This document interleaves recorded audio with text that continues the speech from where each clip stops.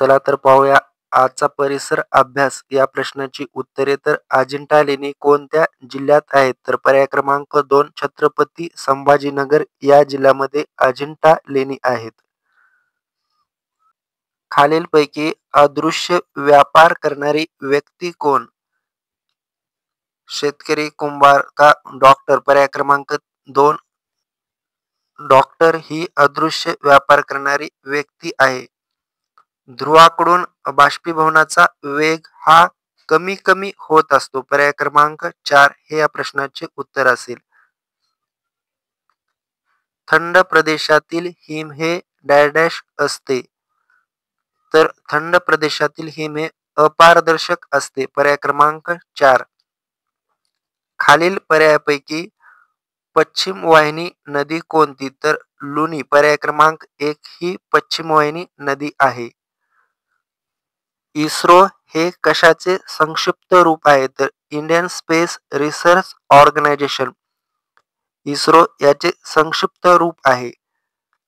खालील पर्यायापैकी मृदेची सुपीकता कमी कशामुळे होते? तर मृदेची सुपीकता कमी ही pH हा 8 पेक्षा जास्त असणे यामुळे होते.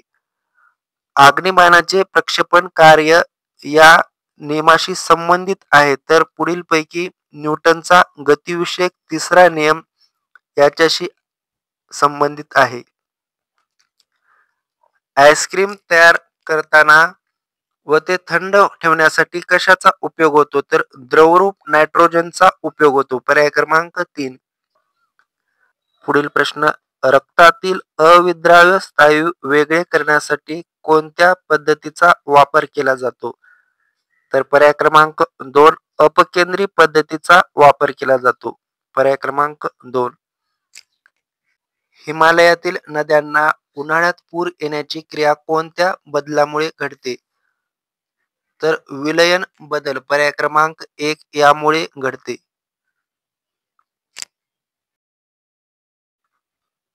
त्यानंतर प्रश्न क्रमांक 132. प्रश्न क्रमांक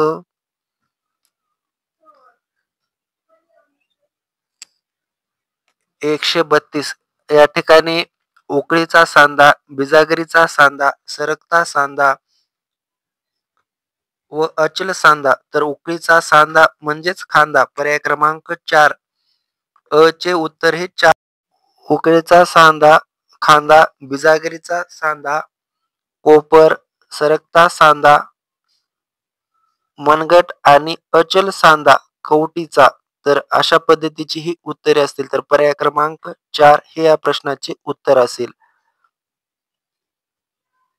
पर्याय क्रमांक 4 हे या प्रश्नाचे उत्तर. त्यानंतर डॉट ही उपचार पद्धती कोणत्या? पुढील प्रश्न 133 क्रमांक, डॉट ही उपचार पद्धती कोणत्या आजारासाठी वापरली जाते? तर अतिशय सोपा प्रश्न, क्षयरोग या आजारासाठी वापरली जाते. खालील बांधकाम साहित्य व त्याचे मूळ स्त्रोत दिले आहेत. तर त्यातील विसंगत जोडी ओळखा.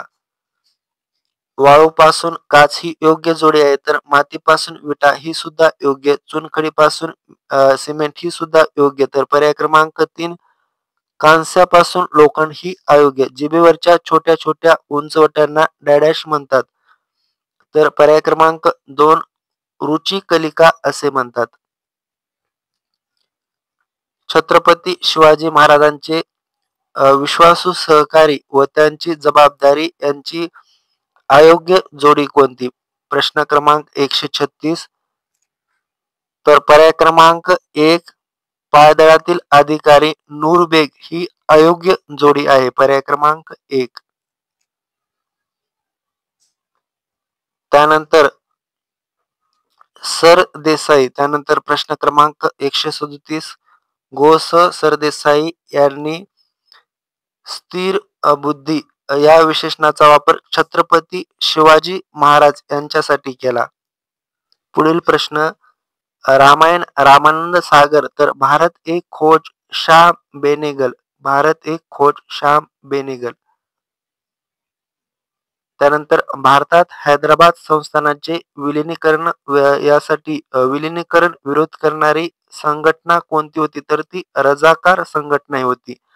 हैदराबाद संस्थानाचे विलिनीकरण यास विरोध करणारी संघटना. 1991 या वर्षातील राष्ट्रीय व आंतरराष्ट्रीय पातळीवरील महत्त्वाच्या घडामोडी खालीलपैकी आर्थिक उदारीकरणास सुरुवात ही योग्य आहे, तसेच सोव्हिएत युनियनचे विघटन ही सुद्धा योग्य आहे. म्हणून पर्याय क्रमांक 1 हे या प्रश्नाचे उत्तर असेल. पुढील प्रश्न, आधुनिक भारताच्या इतिहासाचा कालखंड हा प्रामुख्याने कोणाच्या कालखंडाचा काळ मानला जातो? संस्थानिक व ब्रिटिश. पर्याय क्रमांक 4 हे या प्रश्नाचे योग्य उत्तर असेल. महाराष्ट्र राज्य पाठ्यपुस्तक निर्मिती व अभ्यासक्रम संशोधन मंडळ. तर पर्याय क्रमांक 1 किशोर.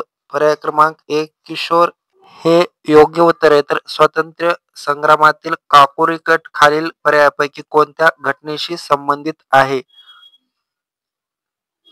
तर रेल्वेतून जाणाऱ्या सरकारी खजिनाशी लूट या घटनेशी संबंधित आहे. तर पर्याय क्रमांक 2 हे या प्रश्नाचे उत्तर असेल. त्यानंतर संयुक्त महाराष्ट्र आंदोलनात मावळा या टोपण नावाने व्यंगचित्रे कोणी काढली? तर पर्याय क्रमांक 4 बाळासाहेब ठाकरे यांनी काढली. पर्याय क्रमांक 4. राज्यसभा हे वरिष्ठ सभागृह कोणते सभागृह नाही? तर वरिष्ठ सभागृह आहे. त्यानंतर द्वितीय आहे पर्याय क्रमांक 2 आणि कायमस्वरूपी हे सुद्धा आहे. म्हणून पर्याय क्रमांक 3 कनिष्ठ नाही. पर्याय क्रमांक 3 हे या प्रश्नाचे उत्तर असेल. त्यानंतर खालील पर्यायापैकी राष्ट्रपती कोणाची नेमणूक करत नाहीत? तर पर्याय क्रमांक 4 उपराष्ट्रपतीची नेमणूक करत नाहीत. उपराष्ट्रपतीची नेमणूक करत नाहीत. त्यानंतर 147 हा प्रश्न 100% रद्द होणार. तुम्ही व्यवस्थित वाचून पहा. तुम्ही हा प्रश्न रद्द होणार. त्यानंतर सूर्यास्तानंतर वाहणारे वारे. सूर्यास्तानंतर वाहणारे वारे हे पर्वतीय वारे. पर्याय क्रमांक 3 सूर्यास्तानंतर वाहणारे वारे.